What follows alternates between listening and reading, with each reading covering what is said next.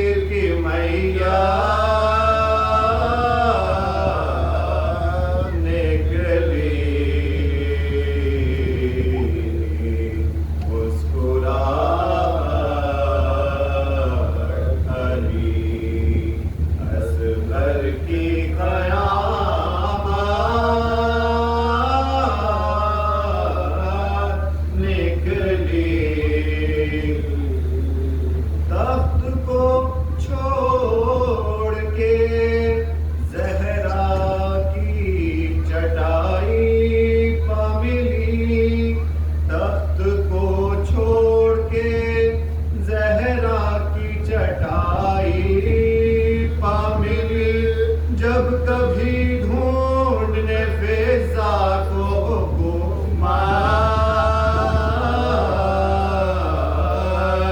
نکلی مسکراہٹ علی اصغر کی قیامت نکلی تازیہ اور علم ساتھ میں ہے صدیوں سے تازیہ اور علم ساتھ میں ہے صدیوں سے دیکھا دو بھائیوں میں کتنی محبت نکلی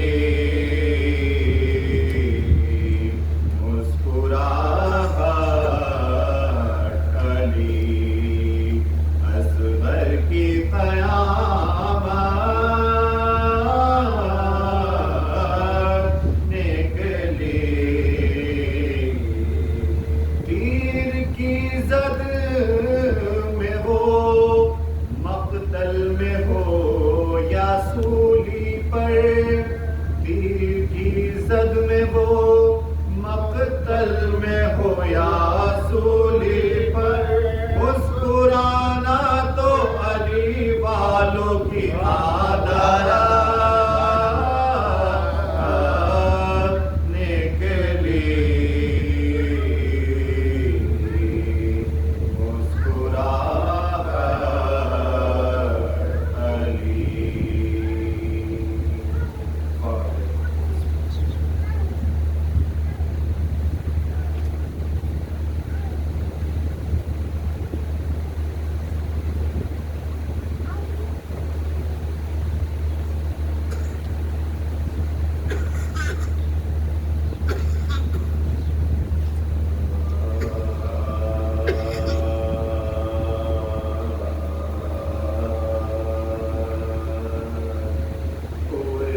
جو پیاس سے جھولے میں نیم جان اصغر ہوئے جو پیاس سے جھولے میں نیم جان اصغر صغیر و تشنہ و بے شیر و بے زبان اصغر لگے لینے ہچکیاں اصغر پکاری پانوئے بے کس چلے کہاں اصغر پکاری پانوئے بے کس چلے کہاں ذرا سی عمر میں کیوں منہ کو ہم سے موڑتے ہو قصور کیا ہے جو مادر کا ساتھ چھوڑتے ہو قصور کیا ہے جو مادر کا ساتھ چھوڑتے ہو نہ چوک غش سے کسی بھی طرح علی اصغر علی کی بیٹیاں بہوئے ہوئے بہت مضطر پکار شہ کو دیوڑی سے بانوئے بے پر شتاب آئیے اے ابن ساقیے کوثر شتاب آئیے اے ابن ساقیے کوثر جہاں سے اصغر معصوم کوچ کرتا ہے یہ بے زبان بھی بھوکا پیاسا مرتا ہے یہ بے زبان بھی بھوکا پیاسا مرتا کہ شہ سوئے گہوارہ پسر آئے، سروں کو پیٹتے اہل حرم نظر آئے، قریب جھولے کے جب شاہ بحر و بر آئے، پسر کو جھک کے جو دیکھا تو اشک بھر آئے، پسر کو جھک کے جو دیکھا تو اشک بھر آئے، اٹھے تو بانو کے رخ پر نگاہ کے شہنے، گلے جاہل گئے اس طرح آہ کے شہنے، گلے جاہل گیا اس طرح آہ کے شہنے، قدم پہ گر کے یہ چلائے بانوے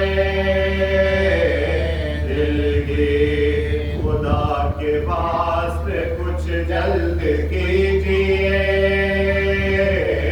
تدبیر کرے گا رحم نہ بچے پہ کوئی بھی، بیبی صغیر تشنہ دہن میں گناہ بے تقصیر، صغیر تشنہ دہن بے گناہ بے تقصیر، سنے گا آپ سے حال اس کا جو وہ روئے گا، کوئی تو صاحب اولاد رن میں ہوئے گا، کوئی تو صاحب اولاد رن میں ہوئے گا، یہ دیکھا گھر میں سکینہ نے جس گھڑی لپٹ کے مادر غمگی سے بولی وہ ناداں، کبھی گئے نہیں گھر سے ہمارے بھائی جان، بتا تو دیجیے اماں میں آپ کے قربان، بتا تو دیجیے اماں میں آپ کے قربان، کہاں یہ گھر سے بدل کے لباس جاتے ہیں، کہاں حسین دادی کے پاس جاتے ہیں، کہاں حسین دادی کے پاس جاتے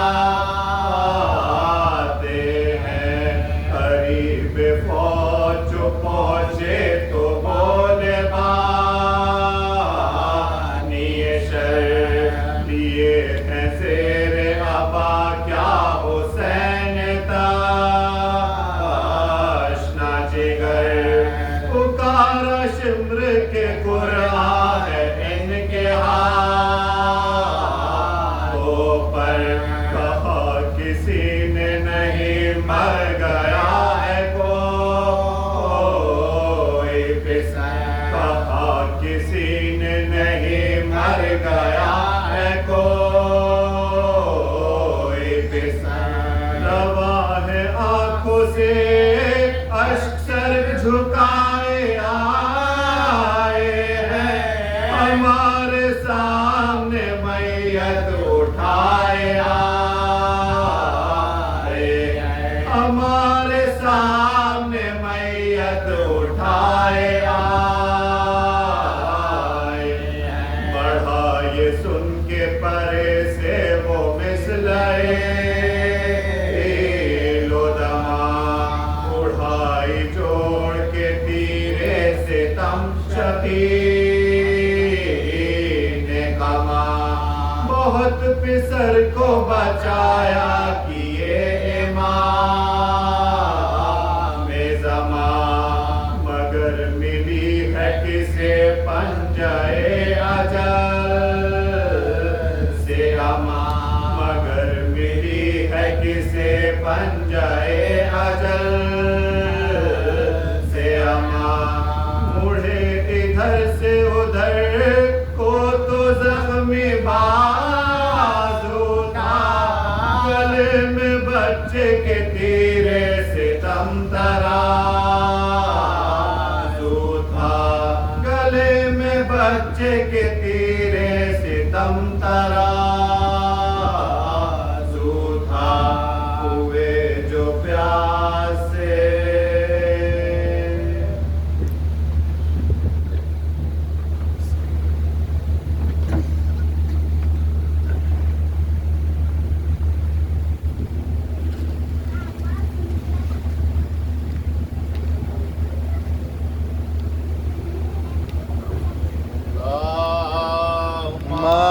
صلی علی محمد و آل محمد.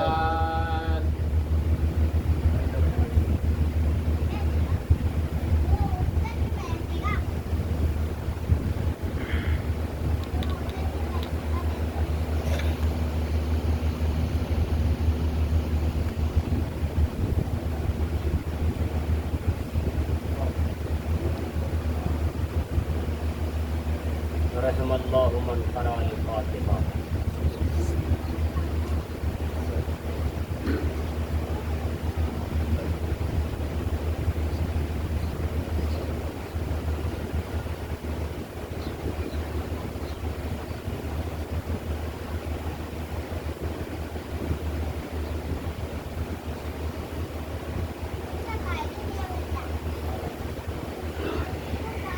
صلوات پر محمد و آل محمد.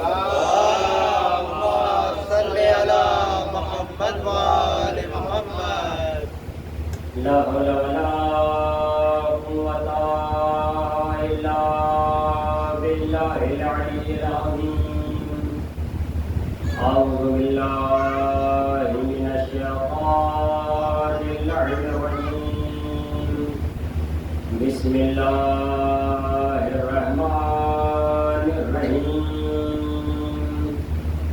الحمد لله الذي هدانا لهذا وما كنا لنهتدي لولا أن هدانا الله.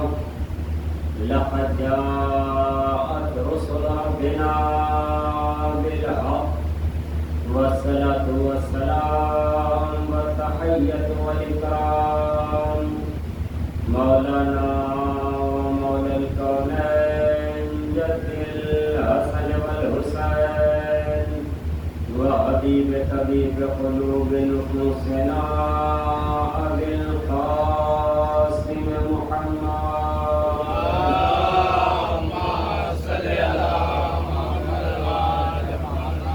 ولعنة الله على أعدائهم أجمعين من الآن إلى يوم قيام يوم الدين.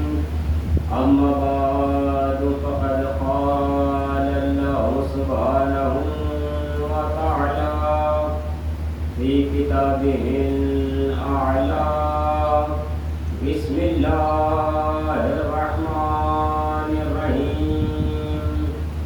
اللهم مالك الملك تؤتي الملك من تشاء وتنزع الملك ممن تشاء وتعز من تشاء وتذل من تشاء بيدك الخير. اللهم صل على محمد و آل محمد. عزیزان گرامی، خالق کائنات، مالک ارض و سماوات، پروردگار اپنی بابرکت اور متبرک کتاب قرآن کریم کے سورہ میں ارشاد فرما رہا ہے: اللہم مالک الملک تؤتی الملک من تشاء. کہ پروردگار تم وہ ہے کہ جسے چاہتا ہے ملک اور سلطنت عطا کر دیتا ہے، دے دیتا ہے. جس سے چاہتا ہے सल्तनत और हुकूमत को ले लेता है। परवरदिगारा, तू जिसे चाहता है इज्जत देता है, तू जिसे चाहता है जिल्लत देता है, और तेरे ही हाथों में खैर और आफियत है। अजीज़ों, कुरान करीम की ये वो आयत है जो इशारा करती है कि तमाम तर इज़्ज़तों का मालिक परवरदिगार आलम है, तमाम तर इज़्ज़तें देने वाला परवरदिगार आलम है, और खुदा ही इज़्ज़त देता है, खुदा ही ज़िल्लत देता है। कायनात में न किसी को कोई इज़्ज़त दे सकता है, न किसी को कोई ज़िल्लत दे सकता है। जिसको परवरदिगार आलम इज़्ज़त देना चाहे, कायनात उसे जलील नहीं कर सकती। जिसको खुदा जलील करना चाहे, सारी कायनात उसे रज़ी अल्लाह की बैसाखियों का सहारा देती रहे, मगर वो लानतुल्लाह अलैहि रहेगा। सलावत पढ़ेगा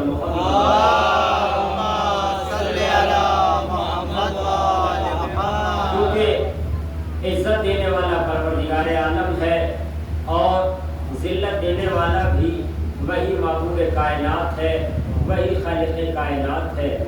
परवरदिगार आलम ने, कायनात के पालनहार ने, रब्बुल इज़्ज़त ने कायनात में बहुत सी चीज़ें बनाई, बहुत सी चीज़ों का इख्तियार परवरदिगार आलम ने इंसान के हाथों में दे दिया।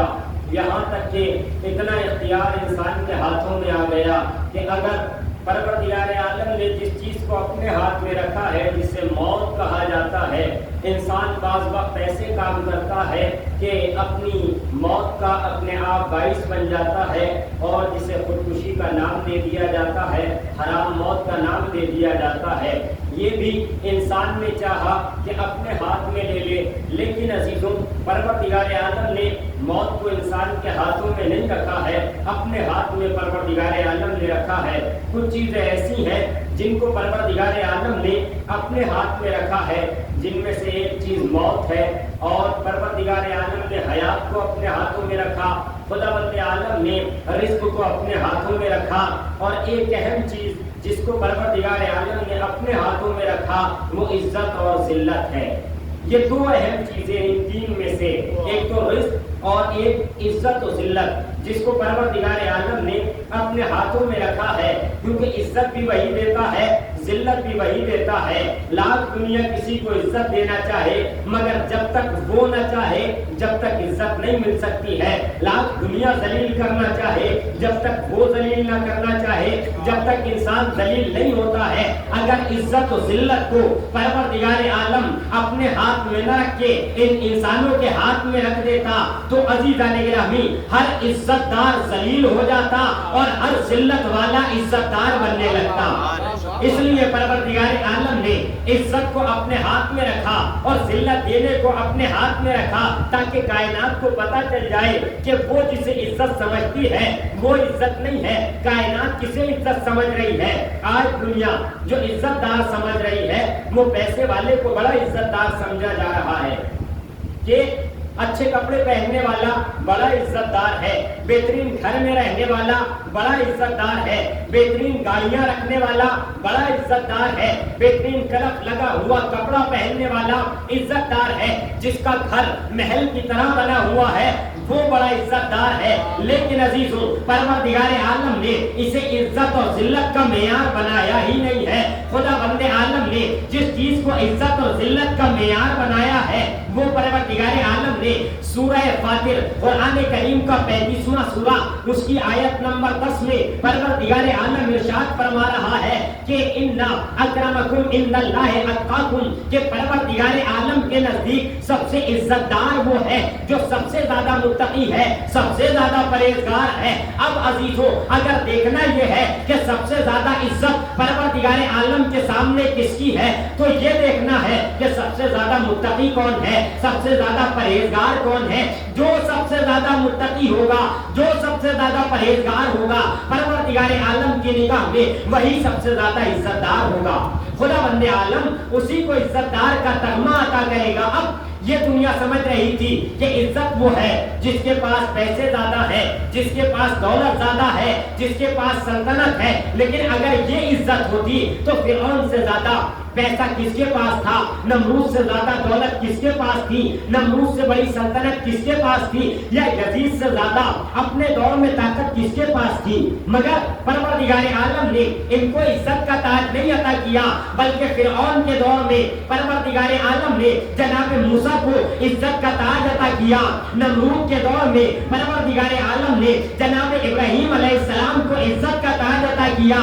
और अजीजों, बाद में भी जब यजीद का दौर आया, यजीद अपने दौर का बादशाह बन गया था, लेकिन इज्जत का ताज किसे मिला? इमाम को ताज मिला। अब ये दुनिया अगर समझ रही है कि इज्जत यानी माल दौलत हो जाना, अब अजीजों अगर देखना ये है कि इज्जतदार कौन है और जिल्लत किसके हक में आई है, अगर इज्जतदार देखना है तो ये ना देखे दुनिया कि बड़ा घर है, बड़ी गाड़ी है, बहुत ज्यादा पैसा है, बल्कि अगर ये देखना है कि ये घर इज्जतदार है या नहीं इज्जतदार है, ये घर शरीफ है या शरीफ नहीं है, इसमें इज्जत होती है या नहीं होती, तो ये ना देखो कि बड़ा घर है, पैसे वाले हैं, बल्कि ये देखो इस घर से जब इस घर से बाप निकल रहा है तो मुस्कुराता हुआ निकल रहा है या सर को झुकाए हुए निकल रहा है। अगर किसी का बाप किसी के घर से मुस्कुराता हुआ निकले, सर उठा के निकले, तो ये समझ लेना ये इज्जतदारों का घर है, लेकिन अगर रोता हुआ निकले तो समझ लेना ये जलील लोगों का घर है, ये खास लोगों का घर है, ये बेगैरत लोगों का घर है। सलावत पर मोहम्मद वाले मोहम्मद। अजीजों, मौलाए कायनात अली इब्न अबी तालिब अलैहिस्सलातु वस्सलाम का इरशाद बाबरकत है कि बहुत से लोग इज्जत क्या समझ लेते हैं कि अगर हमने किसी को कुछ कह दिया और वो हमारे दबाव में आ गया तो हमारी बड़ी इज्जत हो गई। अजीजों, इज्जत का मेयार ये नहीं है। बाद लोग कुछ लोगों को इसलिए भी सलाम करते हैं कि उनके शर से महफूज रहे, उनके दबाव से बचे रहे, इसलिए भी बात लोग कुछ लोगों को सलाम करते हैं। अब वो ये ना समझे कि हमारी इज्जत हो रही है, हम बड़े इज्जतदार हैं। कुछ लोग ऐसे होते हैं कि किसी के आने पे इज्जत करते हैं, दिखावे की इज्जत और होती है, दिल से इज्जत और होती है। अगर देखना ये है कि ये इंसान इज्जतदार है या नहीं इज्जतदार है, तो अजीजों महफिल से जाने के बाद देखें, अगर जाने के बाद लोग उसकी अच्छाइयाँ करें तो बड़ी इज्जत वाला है, और अगर जाने के बाद उसकी बुराइयां करे तो ये समझ लो कि वो इंसान है जिसको परवरदिगार आलम ने इज्जत नहीं दी है। इज्जत और जिल्लत का मेयार अमीर कायनात ने सारी कायनात को बता दिया कि अगर कोई शख्स, मौला फरमाते हैं जनाब अबू ज़र से कि अगर कोई ये समझ के कि मैं बड़ी ताकत वाला हूँ, मैं बड़ी कुव्वत वाला हूँ, तो मैं चौराहों पे गालियां देते हुए चला जाए, तो तुम अपने दामन को वहां से बचा करके निकल जाना, आगे चले जाना, क्योंकि इस इंसान ने तुम्हें गालियां दे करके, तुम्हारी ग़ीबत करके, तुम्हें बुरा कह करके, ये इसने तुम्हें बुरा नहीं कहा, अपनी इज्जत को नहीं बचाया, बल्कि ये इंसान जो चौराहों पे तुम्हारी ग़ीबत कर रहा था, चौराहों पे तुम्हें गालियां दे रहा था, चौराहों पे तुम्हें बुरा कह रहा था, अब तुम इसके बच के निकल गए हो, तो ये जो तुम्हें बुरा कह रहा था इसने अपने किरदार का पता बताया है, और तुम इससे बच के निकल गए हो, तुमने अपनी शराफत का पता बताया है। लिहाजा इज्जतदार वो होता है जिसे परवरदिगार आलम ये कहता है कि इन्ना, कि सबसे परवरदिगार आलम के नजदीक इज्जतदार इंसान वो है जो तकवे वाला इंसान होता है, जो परहेजगार इंसान होता है। बाज लोग अपनी इज्जत अच्छा कपड़ा पहनने में समझ लेते हैं कि हम बड़े इज्जतदार हो गए, बाज लोग बड़ी गाड़ी रखने में अपनी इज्जत समझ लेते हैं। रखनी चाहिए जैसा जिसका अजीजा निगरानी हिसाब है वैसा ही इंसान को चलना चाहिए, इस्लाम मुखालिफ नहीं है इन चीजों का, लेकिन इज्जत का मेयार इसे नहीं समझना चाहिए। इज्जत का मेयार परवरदिगार आलम ने कुरान करीम में तकवे को बताया है। बात लोग अपनी इज्जत इसमें समझते हैं कि बड़ी अच्छी वाली उन्होंने घड़ी पहन ली, तो अगर घड़ी पहनी है बड़ी अच्छी वाली, तो ऐसे इंसान से जो हम जैसा सिर्फ HMT की घड़ी पहनने वाला इंसान है उसको ला करके दिखाएंगे कि साहब ये कौन सी घड़ी है, जरा देखिए। अब वो राजो घड़ी या उससे और भी आला अच्छी अच्छी वाली घड़ियां अब ये लाते हैं, ला करके क्या कहते हैं, ऐसा किसी ने किया नहीं है, मैं मिसाल के तौर पे पेश कर रहा हूँ कि आते हैं और अगर रेड चीफ के जूते पहनकर आए तो जो वो इंसान जो बेचारा नॉर्मल से 400-500 रुपए کے جوتے پہننے والا انسان ہے، ریڈ ٹیپ کے جوتے پہن کے آئے ہیں، اس سے پوچھتے ہیں کہ یہ کتنے کا ہوگا؟ بھائی اسے کیا معلوم جس نے کبھی خریدا نہیں ہے، اسے کیا معلوم کہ ریڈ ٹیپ کیا ہے، ریڈ چیف کیا ہے، نائک کیا ہے، یا جسے کہتے ہیں ووڈ لینڈ کیا ہے، اسے کیا معلوم کہ یہ کتنے کا ہوتا ہے؟ عزیزان گرامی، یہ آنے والا اس جوتے میں اپنی عزت سمجھ رہا ہے، پونچھ ایسے سے رہا ہے جس نے کبھی اس کا پہنا نہیں، جس کی اتنی حیثیت نہیں۔ اس کا مطلب یہ ہے کہ وہ اس انسان کو اپنے جوتے کی قیمت بتانا چاہ رہا ہے، وہ اس سے پوچھ نہیں رہا ہے کہ کتنے کا ہوگا، اسے کیا پتا کتنے کا ہوگا، یہ تو اپنی عزت کے تحت اس سے کہہ رہا ہے بتاؤ کتنے کا ہوگا۔ اب ہم جیسے کسی انسان نے ریڈ ٹیپ کے جوتے کو اگر کہہ دیا بنا دیکھے کہ ہوگا 1800 کا، تو اب وہ کہے گا نہیں نہیں مولانا صاحب آپ کو پتا نہیں یہ میں 25,000 کا خرید کے لایا ہوں۔ اس کا مطلب یہ ہے کہ وہ اپنی عزت سمجھ رہا ہے کہ یہ بڑے جوتے میری عزت کرا لیں گے، لیکن اسے پتا نہیں ہے کہ عزت کا معیار یہ ہے کہ جو زیادہ متقی ہوتا ہے، جو زیادہ پرہیزگار ہوتا ہے، جو زیادہ نمازی ہوتا ہے، قرآن کہتا ہے جس کا ایمان زیادہ مضبوط ہوگا عزت والا وہ ہوتا ہے۔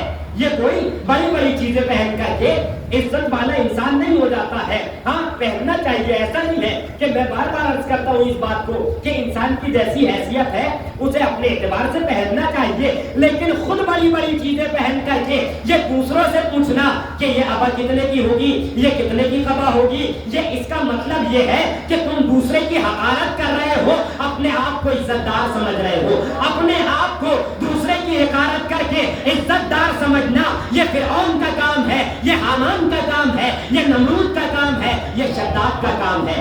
لہذا اس طرح کے عمل سے انسان کو بچنا چاہیے، پرہیز کرنا چاہیے۔ اگر یہ دیکھنا ہے کہ عزت دار کون ہے تو مولا کائنات حضرت علی ابن ابی طالب علیہ السلام کا ارشاد ہے، اور یہ حدیث امیر کائنات سے بعد میں جو نقل کی ہے وہ 8ویں امام حضرت امام علی رضا علیہ السلام نے نقل کی ہے، اور دیگر ائمہ تک بھی یہ بات پہنچی ہے کہ عزت کیا ہے۔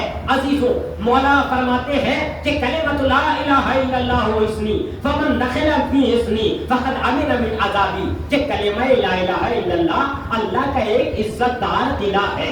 عزت دار قلعہ کسے کہا گیا؟ کلمہ لا الہ الا اللہ کو۔ فمن دخل فی اسمی، جو اس قلعے میں داخل ہو گیا، فقد امن من عذابی، وہ میرے عذاب سے امان میں آ گیا۔ یعنی اگر عزت چاہیے تو کلمہ لا الہ الا اللہ میں داخل ہو جاؤ۔ اور پھر مولا نے فرمایا بے شرط ہاں مشروط ہاں، لیکن یہ لا الہ الا اللہ کہنا تو، لیکن اس کی شرطوں کے ساتھ کہنا، اس کی بہت ساری شرطیں ہیں، اور اس کی شرطوں میں سے وَأَنَا مِن شُرُوطِهَا، اور کلمہ لا الہ الا اللہ کی شرطوں میں سے میں ایک شرط ہوں۔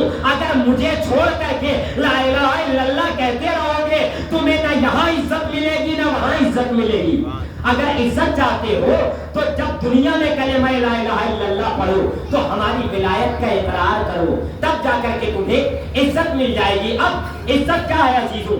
انسان چاہتا ہے عزت دار ہونا، عزت کہاں سے ملے گی؟ عزت جب ملے گی، میں عرض کر چکا، جب انسان متقی ہوگا، جب انسان پرہیزگار ہوگا۔ اب پرہیزگار جب انسان بچے گا گناہ کرنے سے، معصیت کرنے سے، تو جو انسان کو گناہوں سے چیز بچاتی ہے اسے کہا جاتا ہے تقویٰ۔ اور آپ نے دیکھا ہوگا کہ تقویٰ انسان کو گناہوں سے بچاتا ہے۔ اب دو طرح کے گناہ ہوتے ہیں، ایک گناہ وہ ہوتا ہے جو انسان کے جسم کو اذیت پہنچاتا ہے، ایک گناہ وہ ہوتا ہے جو انسان کی روح کو اذیت پہنچاتا ہے۔ اچھا، اب انسان کو اپنے جسم کو بھی بچانا ہے، انسان کو اپنی روح کو بھی بچانا ہے گناہوں سے، تو اس لیے اگر انسان تقوی الہی اختیار کرے، اب جو چیز انسان کو بچاتی ہے اسے کیا کہا جاتا ہے عربی میں انسان کو جو چیز محفوظ رکھتی ہے اسے جنہ کہا جاتا ہے۔ جنہ، غور سے سماعت کیجیے گا، جنہ جیم نون اور ہے، لیکن یہ اگر جنہ پڑھا جائے گا، عربی ایسی لینگویج، ایسی زبان ہے کہ اگر زیر زبر پیش بھی اوپر نیچے کر دیا جائے تو معنی تبدیل ہو جاتا ہے، چینج ہو جاتا ہے بالکل پوری طرح سے۔ کیونکہ اگر ہم جنہ پڑھیں گے تو جنہ کا مطلب ہوگا ڈھال کا، اگر ہم اس کو جیم پہ جنہ پڑھیں گے تو اس کا مطلب ہو جائے گا جنات، اگر ہم جنہ پڑھیں گے تو اس کا مطلب ہو جائے گا جنت۔ کتنے معنی تبدیل ہو رہے ہیں، جنہ جنہ جنہ، لیکن لفظ تو ایک ہی ہے، جیم نون اور ہے، لیکن عربی لینگویج دیکھیے آپ، جنہ پڑھنے میں کچھ اور ہو رہا ہے، جنہ یعنی ڈھال، جنہ یعنی جنات، جنت یعنی جنت جو اس کے مقابلے میں آتی ہے دوزخ کے۔ لیکن عزیزو امام شافعی نے ان تینوں چیزوں کو اپنے 4 مصروں میں ڈھال دیا۔ آپ نے کیا فرمایا، انسان کو جو چیز عزت دلاتی ہے، جس سے انسان عزیز ہوتا ہے، جس سے انسان پروردگار عالم کی نگاہوں میں بہتر ہوتا ہے، اسے ڈھال کہتے ہیں، اسے تقویٰ کہتے ہیں۔ امام شافعی نے ان 4 مصروں میں یہ تینوں الفاظ استعمال کر دیے، یعنی جنہ بھی، جنہ بھی اور جنہ بھی۔ امام شافعی کہتے ہیں علی حبہ جنہ، کہ علی کی محبت ڈھال ہے، علی کی محبت سپر ہے۔ اب عزیزو امام شافعی کہتے ہیں کہ جس کے دل میں علی کی محبت ہوگی وہ کبھی گناہوں کے قریب نہیں جا سکتا ہے۔ اگر کوئی یہ کہتا ہے کہ میں علی کا چاہنے والا ہوں اور گناہ بھی کرتا دکھائی دیتا ہے، اس کا مطلب یہ سمجھ لو اس کے دل میں علی کی محبت نہیں اتری ہے، اس کی زبان کا لقلقہ ہے جو یہ بار بار علی علی کہے جاتا ہے۔ اگر کوئی اپنے آپ کو علی والا کہے اور گناہگار بھی ہو تو لا کہتا رہے، وہ عزیز و متقی نہیں ہو سکتا، وہ پرہیزگار نہیں ہو سکتا، وہ عزت دار نہیں ہو سکتا۔ امام شافعی کا پہلا مصرع علی حبہ جنہ، کہ علی کی محبت ڈھال ہے، علی کی محبت سپر ہے۔ اچھا، جب عزیزو سپر ڈھال وہ چیز ہوتی ہے جو انسان کو عزت دلاتی ہے، انسان کو عزیز بناتی ہے۔ اچھا، ڈھال کے ساتھ ساتھ جب انسان اپنے آپ کو بچانا چاہتا ہے، خاص طور سے جب میدان جہاد میں ہو، میدان جنگ میں ہو، تو بچانے کے لیے کتنی چیزوں کی ضرورت ہوتی ہے؟ 2 چیزوں کی ضرورت سب سے زیادہ ہوتی ہے۔ ویسے تو 3 چیزیں کم سے کم چاہیے، گھوڑا چاہیے انسان کو، ڈھال چاہیے اور تلوار چاہیے۔ لیکن اگر سواری کو ہٹا دیا جائے تو کم سے کم ڈھال اور تلوار تو چاہیے انسان کو ہر حال میں اپنے آپ کو بچانے کے لیے، کیونکہ ڈھال سے دوسرے کا وار روکا جاتا ہے، تلوار سے دوسرے پہ وار کیا جاتا ہے۔ یہ 2 چیزیں عزیزان گرامی امام شافعی کہتے ہیں علی حبہ جنہ، علی کی محبت ڈھال ہے، علی کی محبت سپر ہے، علی کی محبت گناہوں سے بچانے والی ہے۔ اب یہ انسان جو میدان میں جائے گا، میدان میں جا کر کے اگر علی کی محبت لے کر کے جائے گا، علی کی محبت وہ ہے کہ دونوں طرح سے علی کی ایک محبت ڈھال بن جاتی ہے۔ جب انسان کے دل میں علی کی محبت ہوتی ہے تو یہ علی کی محبت سے جب گناہوں کی تلوار چلتی ہے، یہ محبت علی کی ڈھال اس کے سامنے لے آتا ہے، گناہوں کی تلوار اسی ڈھال کے اوپر رک جاتی ہے، لہذا اب اس کے اوپر یہ گناہوں کی تلوار نہیں چل پاتی۔ لیکن اگر گناہوں کی تلوار یا گناہ سامنے آتے ہیں تو اب وہ علی کی محبت کو تلوار بنا کر کے گناہوں پہ چلا دیتا ہے، سارے گناہ ختم ہوتے چلے جاتے ہیں۔ لہذا علی کی محبت وہ ہے جو انسان کو دو طرح سے بچاتی ہے۔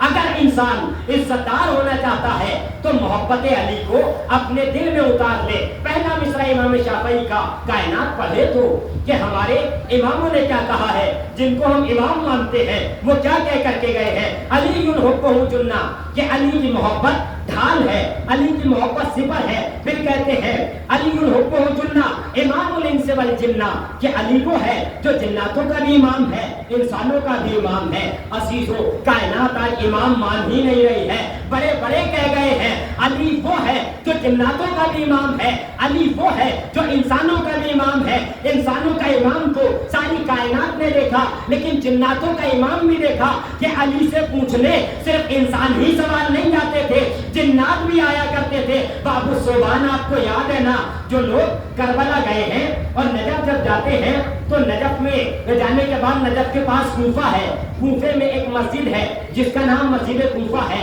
وہاں پر آپ جائیں گے تو ایک دروازہ بنا ہوا ہے، جس دروازے کا نام بابو صوبان ہے، یعنی اژدہے والا دروازہ۔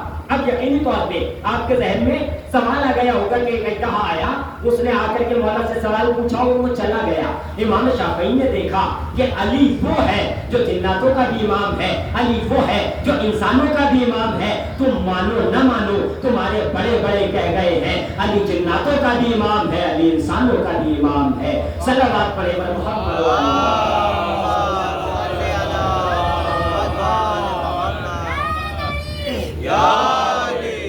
अजीजों, अब इमाम शाफई ने कहा अलीउल हुक्म जुन्ना इमामुल इंस वल जिन्ना, फिर फरमाते हैं वसीउल मुस्तफा हक्का, कि अली वो है जो मुस्तफा के बरहक वसी है।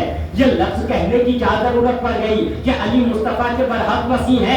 ये लफ्ज खुद बता रहा है कि कुछ ऐसे वसी भी आएंगे जो नाहक दावा करेंगे।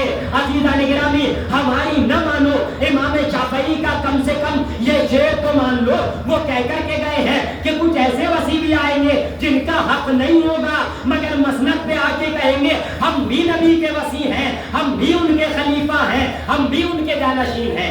ये इमाम शाफई का जुमला है। फिर फरमाते हैं अलीउल हुक्म जुन्ना इमामुल इंस वल जिन्ना वसीउल मुस्तफा हक्का कसीमुन नार वल जन्ना।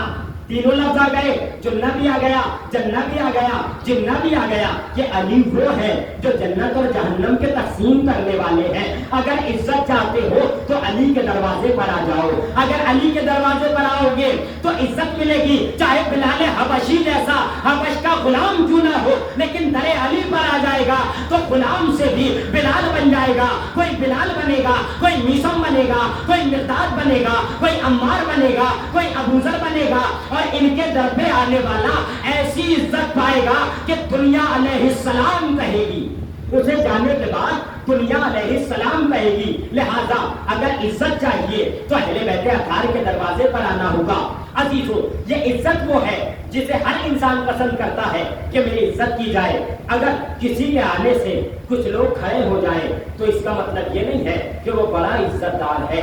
मैंने अर्ज किया है जुमला भी, अभी भी कुछ लम्हे पहले अर्ज किया, लेकिन फिर अर्ज कर रहा हूँ कि किसी के आने पर अगर कुछ लोग खड़े हो जाए तो ये ना समझो कि वो बड़ा इज्जतदार है। जब वो चला जाए उसके जाने के बाद देखो इसकी तारीफ हो रही है या इसकी तनकीद हो रही है। अगर जाने के बाद तारीफ हो रही है तो बड़ा इज्जतदार है, और अगर जाने के बाद तनकीद हो रही है तो समझो ये मुंह देखी इज्जत थी, ये मुंह देखी सिर्फ इंसान इज्जत कर रहा था। लिहाजा इज्जत किसे लोग समझ रहे हैं, इज्जत आजकल जो समझा जा रहा है वो अलग मेयार है। परवरदिगार आलम इज्जत का मेयार इंसानों को अलग बता रहा है कि इज्जत का मेयार कुछ और है। अजीजों, यजीद समझ रहा था कि मैं इज्जतदार हूँ, उसने समझा था कि मैं बड़ा इज्जत, और जब उसने भी मसाइब की मंजिल में नहीं हूँ, जब जनाब ज़ैनब को उसने अपने दरबार में बुलाया तो उसने यही वाली आयत पढ़ी, अल्लाहुम्मा मालिकल मुल्क तूतिल मुल्क मन तशा व तंज़िउल मुल्क मिम्मन तशा व तुइज़्ज़ु मन तशा व तुज़िल्लु मन तशा बियदिकल खैर। उसने जनाब ज़ैनब के सामने जैसे ही आयत पढ़ी कि परवरदिगार आलम जिसे चाहता है हुकूमत देता है, जिसे चाहता है इज्जत देता है, जिसे चाहता है जिल्लत देता है। जनाब ज़ैनब ने इसी सूरे से इसके बाद वाली आयत पढ़ी, और आयत पढ़ने के बाद शहजादी ज़ैनब ने कहा कि परवरदिगार आलम ये जो जालिमों को ज़ाहिरी तौर पे हुकूमत अता कर रहा है, ये इनका इम्तिहान ले रहा है, ये परवरदिगार इनकी रस्सी को ढीला कर रहा है कि इनके गुनाहों में और इजाफा हो जाए, ताकि जब रोज़े क़यामत आए तो इन्हें औंधे मुंह जहन्नम में डाल दिया जाए। जनाब ज़ैनब ने ये आयत पढ़ी और उसे बता दिया तू अपने आप को इज्जत समझ रहा है, हमें माज़अल्लाह सुम्मा माज़अल्लाह तू जलील समझ रहा है। और जब दरबार में इमाम सज्जाद को खुतबा देने का मौका मिला और इजाजत मिली, लोग सोच रहे थे कि ये तख्त पे बैठा हुआ बड़ा इज्जतदार है और बड़ा अच्छा है, लेकिन अज़ीज़ान गिरामी, इज्जतदार वो होता है जिसे अल्लाह इज्जत देना चाहता है। जब उसने बर वक्त नहीं बल्कि बिला वक्त अजान कहलाई है, तब इमाम सज्जाद ने कहा अब बता ये अजान में जो नाम आया है ये तेरे नाना का नाम है या हमारे नाना का नाम है? ये जो विलायत की गवाही दी जा रही है ये तेरे दादा है या हमारे दादा है? अब खामोश हो गया। इमाम ने फरमाया इज्जत वो होती है जिसे अल्लाह चाहता है उसे इज्जत देता है, जिसे वो चाहता है उसे जलील करता है। अब न समझना इज्जत किसकी है और जिल्लत किसकी है। हमेशा तख्त पे बैठा हुआ हाकिम इज्जतदार नहीं हुआ करता, बल्कि कभी कभी कैदी ऐसा इज्जतदार होता है कि हर एक उसकी इज्जत करता है। ये इज्जत तब मिलती है जब परवरदिगार चाहता है। इज्जत इंसान को जब मिलती है जब वो खुदा से नजदीक होता है। इज्जत जब मिलती है जब इंसान ईमानदार हो जाता है। تب جا کے پروردگار عالم عزت عطا کرتا ہے، اور جسے خداوند عالم کی طرف سے عزت کا تغمہ مل جائے، جسے اللہ کی طرف سے عزت کا تاج مل جائے، اسے لاکھ کائنات ذلیل کرنا چاہے وہ ذلیل نہیں ہو سکتا ہے، ورنہ کائنات کے اگر انسانوں کے ہاتھ میں پروردگار عالم نے عزت اور ذلت کو دے دیا ہوتا تو کائنات کا ہر ذلیل اپنے آپ کو عزت دار بنا لیتا اور ہر عزت دار کو رسوا کرنے کی کوشش کی جاتی، مگر اللہ نے کہا تم لاکھ بے عزتی کرنا چاہو گے، ہم عزت دار کو عزت دیں گے، اور عزت بھی ایسی عزت دیں گے کہ ساری کائنات کے لبوں پر اس کا کلمہ ہوگا، اس کی تعریف ہوگی۔ اپنے آپ کو بڑا عزت دار سمجھ رہا تھا کہ میں سپر پاور ہوں، میں سپر پاور ہوں، میری بڑی عزت ہے، دنیا مجھے مانتی ہے، لیکن اسی کے ملک میں، اسی کے شہروں میں، اسی کی گلیوں میں، اسی کے کوچوں میں لبیک خامنائی، لبیک خامنائی، خامنائی زندہ باد کی آوازیں لگا کر کے پروردگار عالم نے یہ اعلان کر دیا، ارے تم جس کو عزت سمجھ رہے ہو وہ بے عزتی کے علاوہ کچھ نہیں ہے، اور تم جس کو ذلت سمجھ رہے ہو وہ عزت کے علاوہ کچھ نہیں ہے۔ جسے ہم عزت دینا چاہتے ہیں اس کی عزت ایسی ہوتی ہے کہ وہ دنیا سے چلا بھی جاتا ہے تو لاکھوں کروڑوں لوگ اس کے جنازے میں آتے ہیں تاکہ کائنات کو پتہ چل جائے عزت دار کون ہوتا ہے، بے عزت آدمی کون ہوتا ہے۔ ساری کائنات کو آج پتہ لگ گیا کہ عزت دار کیسے ہوتے ہیں، اور وہ لوگ جو اپنے آپ تعریف کرتے ہیں وہ کیسے ہوتے ہیں۔ خداوند عالم نے قرآن کریم میں کہا کہ ساری عزت وللہ العزت، کہ اللہ کے لیے عزت ہے، وللرسول، رسول کے لیے عزت ہے، وللمؤمنین، اور مومنین کے لیے عزت ہے۔ عزت پروردگار عالم کے پاس ہے، اب جسے وہ چاہے گا عزت عطا کر دے گا، جسے اللہ کا رسول چاہے گا اسے عزت عطا کر دے گا، جسے مومنین چاہیں گے اسے عزت مل جائے گی۔ لہذا اگر عزت چاہنی ہے تو اللہ کا ہونا پڑے گا، عزت چاہنی ہے تو رسول اللہ کا ہونا پڑے گا، اور عزت چاہنی ہے تو مومنین کا ہونا پڑے گا، اور مومنین سے پہلے امیر المومنین کا بننا پڑے گا، تب جا کر کے عزت ملے گی۔ اگر صرف مومنین کے درمیان رہے، امیر المومنین کو چھوڑ دیا تو مومنین تمہیں چھوڑ دیں گے۔ صلوات پڑھیں محمد والی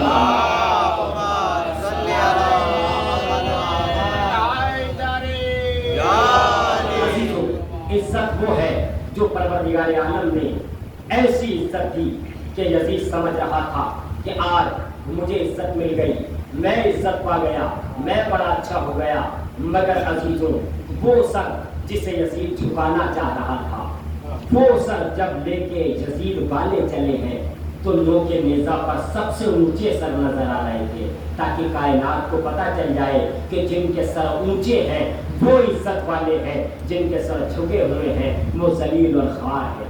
پروردگار عالم نے امام کو وہ عزت عطا کی کہ آج کائنات ان کا نام لے رہی ہے، مسلسل ان کا ذکر ہوتا چلا جا رہا ہے، اور کائنات کو پتہ چل رہا ہے عزت کیا ہوتی ہے، ذلت کیا ہوتی ہے۔ پروردگار عالم نے وہ عزت عطا کی کہ آج ہر طرف ان کا چرچا، ان کا تذکرہ، ان کے قصیدے پڑھے جا رہے ہیں، مگر یزید کا کوئی نام نہیں لے رہا ہے۔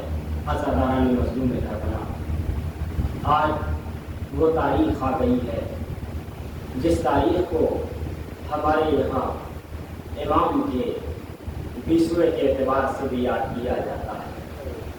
عزاداروں، ہم جب ہمارا کوئی عزیز اس دنیا سے جاتا ہے، چلا جاتا ہے، تو ہم اس کے مرنے کے بعد اس کی میت پہ ہی گریہ کیا کرتے ہیں، مسائل پڑھا کرتے ہیں، دفن سے پہلے اہل بیت اطہار کے مسائل کا تذکرہ ہوتا ہے، اس کے بعد ہم اپنے عزیزوں کے تیجے کی مجلس بھی کرتے ہیں، 10ویں کی مجلس بھی کرتے ہیں، 20ویں کی مجلس بھی کرتے ہیں، چہلوں کی مجلس بھی کرتے ہیں، لیکن عزاداروں، فاطمہ کا لال اتنا غریب ہے کہ فاطمہ کے بیٹے کی میت پڑی ہوئی ہے، رونے بھی نہیں دیا جا رہا ہے۔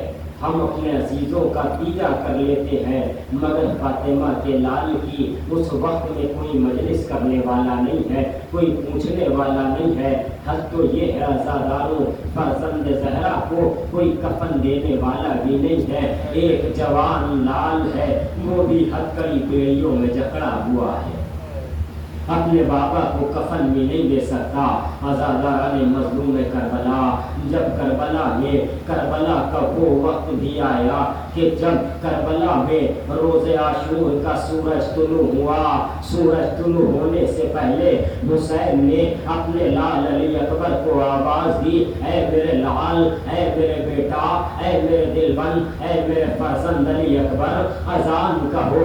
عزادارو، آپ نے سنا ہے نا کہ حسین کا مؤذن حجاج ابن مسروق ہے، لیکن روز عاشور اذان صبح کے لیے حسین نے اپنے جوان لال علی اکبر کو آواز دی. عزادارو، جیسے ہی جناب علی اکبر نے خاک گھر میں کربلا پر تیمم کیا، تیمم کرنے کے بعد عزاداروں جیسے ہی علی اکبر نے اللہ اکبر کہا، علی اکبر سے بآواز بلند اللہ اکبر نہ کہا گیا.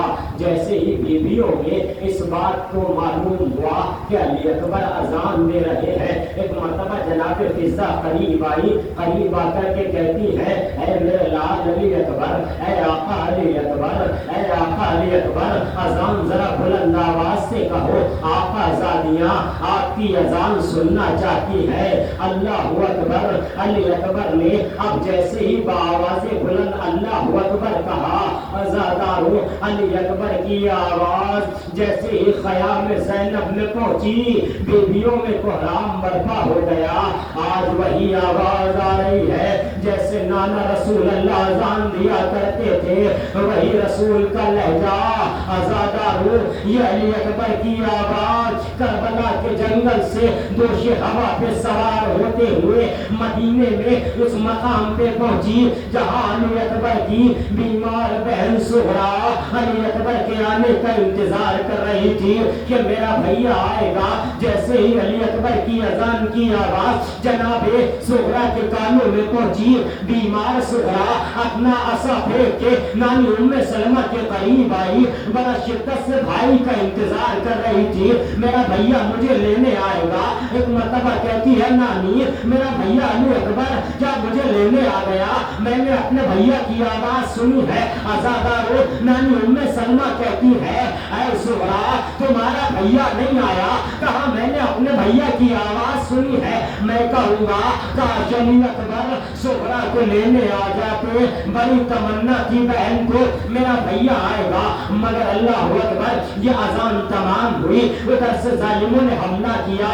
اللہ خدا آپ کو کوئی غم نہ دے سوائے غم حسین کے. عزادارو، جب یہ مصائب ٹوٹنے لگے اور ظالموں نے حملہ کیا، پہلا حملہ کیا، اصحاب کی شہادت ہوئی، پھر حملے پہ حملہ کرتے جا رہے ہیں، انصار کی شہادت ہوتی چلی جاتی ہے. اب آخر میں کوئی نہ بچا، فاطمہ کا اکیلا لال میدان میں کھڑا ہوا، آواز دے رہا ہے، حل من ناصر ینصرنا، ارے ہے کوئی جو میری مدد کو آئے. علی اصغر نے لبیک کہا، اصغر کی شہادت ہوئی، اب کوئی نہیں ہے جو حسین کی مدد کو آئے.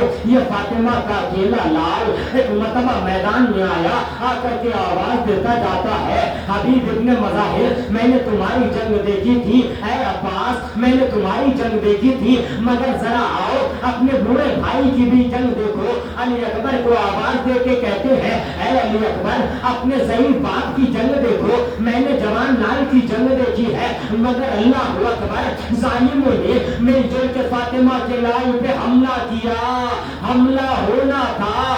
عزادارو، جب ایک ساتھ ظالموں نے ہمارے آقا حسین پر حملہ کیا، عزادارو ایک آواز آئی، بس اے حسین بس، حسین اپنی تلوار کو نیام میں رکھ لو. میرے آقا نے تلوار کو نیام میں رکھا.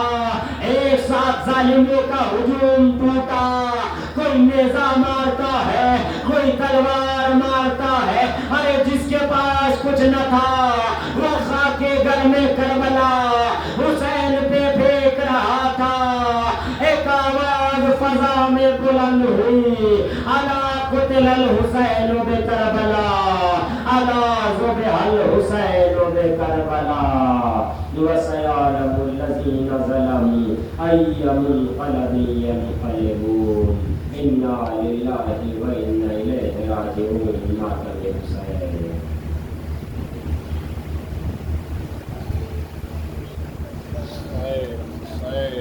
السيد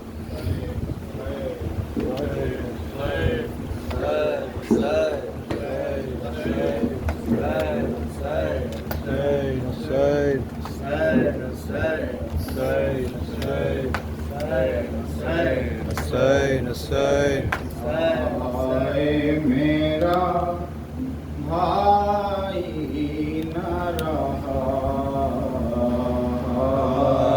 میرا بھائی نہ رہا میرا بھائی نہ رہا میرا بھائی نہ رہا کرتی تھی زینب رن میں بکا میرا بھائی نہ رہا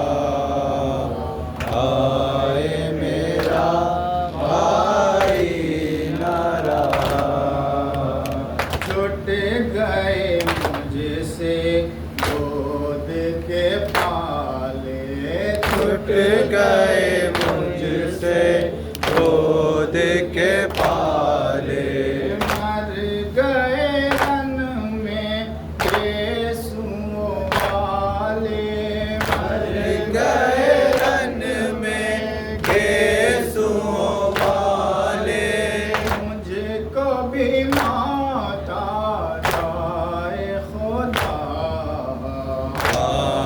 میرا بھائی نہ رہا میرا بھائی نہ رہا بھائی میرا احمد کا نواسا بھائی میرا احمد کا نواسا کشت بلا میں بھوکا پیاسا کشت بلا میں بھوکا پیاسا مارا گیا بے جرم و خطا میرا بھائی نہ رہا میرا بھائی نہ رہا میں شہ میں ٹوٹ پڑی ہے خیمہ شہ میں ٹوٹ پڑی ہے اور بہن مجبور کھڑی ہے اور بہن مجبور کھڑی ہے کون تھا جس کو دیتی سزا میرا بھائی نہ رہا میرا بھائی نہ رہا اس میں تھا کم جو دین تا چادر جس میں تھا دم جو چھینتا چادر مجھ کو پھراتا شام میں در در مجھ کو پھراتا شام میں در در شیر میرا پاس نہ تھا میرا بھائی نہ رہا میرا بھائی نہ رہا تم کو کہاں آئے گی زینب تم کو کہاں پائے گی زینب سوچ کے یہ مر جائے گی زینب سوچ کے یہ مر جائے گی زینب آسا ہی تم کو ذبح کیا میرا بھائی نہ رہا